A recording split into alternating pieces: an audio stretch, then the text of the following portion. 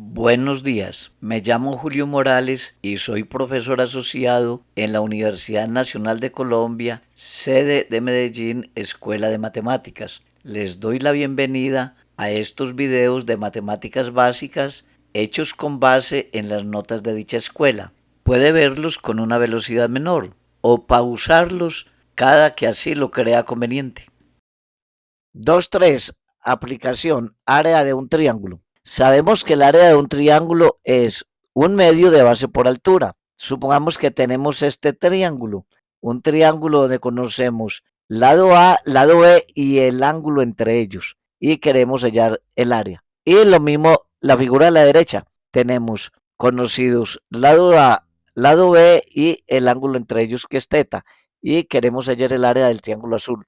Supongamos que en cada caso conocemos a B lados y el teta, que es el ángulo entre ellos. Es decir, conocemos dos lados del triángulo y el ángulo que ellos forman. Luego, para hallar el área necesitamos la altura, en cualquiera de los dos casos, ya que área es base por altura sobre 2 y tenemos que la base es A.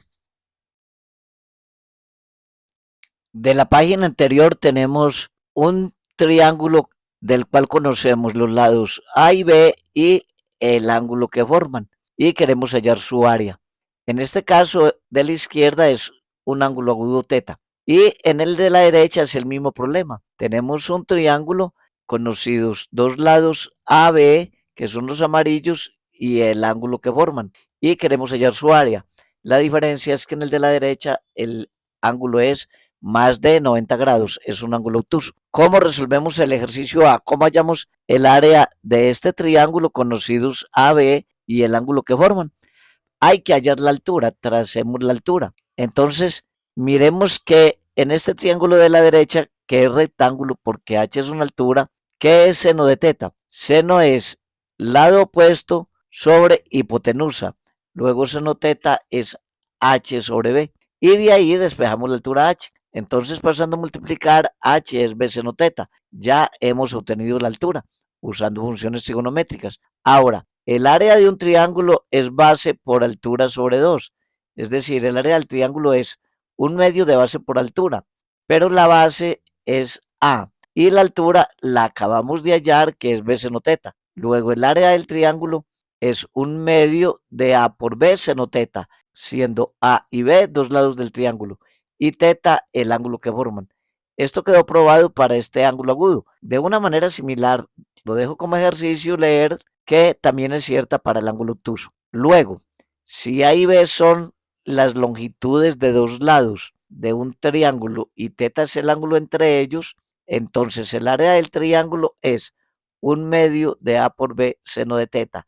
Debemos memorizar esta fórmula. Recuérdelo. Ejemplo 5. Un triángulo isósceles tiene un área de 24 centímetros cuadrados y el ángulo entre los dos lados congruentes es 5 pi sextos. Recuerde que 5 pi sextos es 150 grados, ya que pi es 180.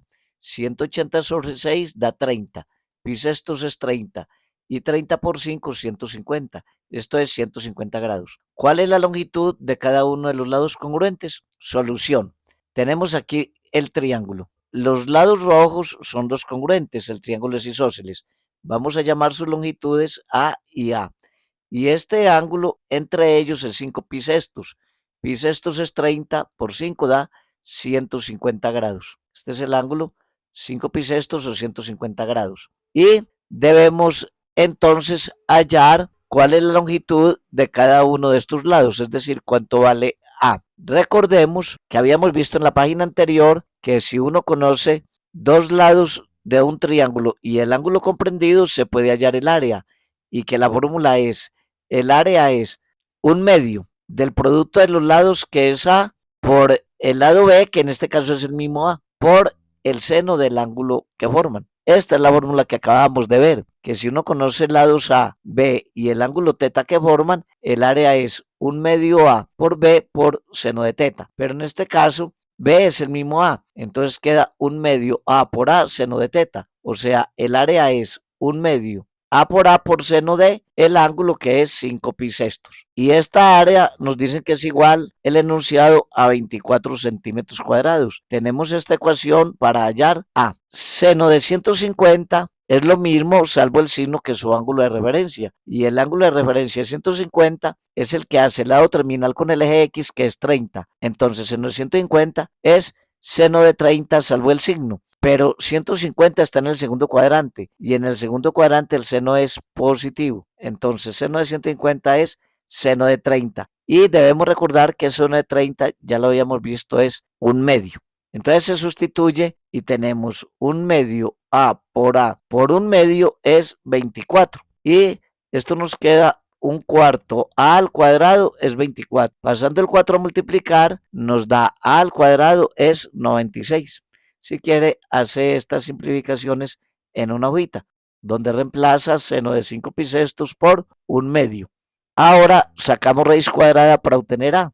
A es raíz de 96 centímetros. Luego, cada uno de los lados congruentes que tienen longitud A mide raíz de 96 centímetros. 2.4. Relaciones entre las funciones trigonométricas de teta y menos teta. Si teta es un ángulo en posición estándar y P de coordenadas XY distinto de 0, 0 es un punto sobre el lado terminal de teta, entonces el punto P' X, menos Y está sobre el lado terminal de menos teta, tal como se puede observar en la siguiente figura. Tenemos aquí el plano cartesiano, los ejes X y Y, y un ángulo teta, que es este ángulo rojo en posición estándar. Un punto P de XY sobre el lado terminal de teta. Si ahora cogemos el punto X menos Y, que es P', ese punto queda aquí abajo. Tiene la misma X, pero en lugar de Y tiene menos Y'. Este es el punto X menos Y. Entonces, este ángulo tiene la misma abertura que este, pero este está medido en sentido antihorario. Entonces, este ángulo superior tiene la misma medida en valor absoluto que este ángulo inferior, pero este se mide en el sentido antihorario, que es positivo, o sea, teta, y este, medido en el sentido de las manecillas del reloj, es negativo, este es menos teta y este es teta. Entonces tenemos lo siguiente: si esta ordenada es Y, esta ordenada es menos Y. Entonces, ¿cuánto es seno de menos teta? Seno de menos teta es opuesto sobre hipotenusa, o sea, realmente ordenada sobre hipotenusa, o sea, menos Y sobre R. Este menos lo podemos sacar. ¿Y qué es Y sobre R? Veamos que Y sobre R es seno teta. Seno de teta es ordenada sobre hipotenusa. Y sobre R es seno teta. Luego probamos que seno de menos teta es menos seno de teta. Es decir, que el seno es una función impar. Veamos, por ejemplo, qué pasaría con el coseno de menos teta. Coseno de menos teta es cateto adyacente sobre hipotenusa, o sea, X sobre R. Pero mirando aquí, también coseno de teta es cateto adyacente sobre hipotenusa. Coseno de teta también es X sobre R. Entonces, coseno de menos teta nos dio lo mismo que coseno de teta. Es decir, coseno de menos teta es una función par. Así se puede probar también que cosecante de menos teta es menos cosecante de menos teta. O sea, cosecante también es impar. Secante es par. Secante de menos teta es secante de teta. Tangente es impar. Tangente de menos teta es menos tangente de teta. Y cotangente de menos teta es impar. Cotangente de menos teta es menos cotangente de teta. Entonces, las únicas funciones pares son el coseno es par, coseno de menos teta es coseno teta, y su recíproca, que es 1 sobre coseno. 1 sobre coseno es secante, esa también es par. Secante de menos teta es secante de teta. Las demás son impares. Luego, las funciones seno, tangente, secante y cotangente son funciones impares. Y coseno y secante son funciones pares.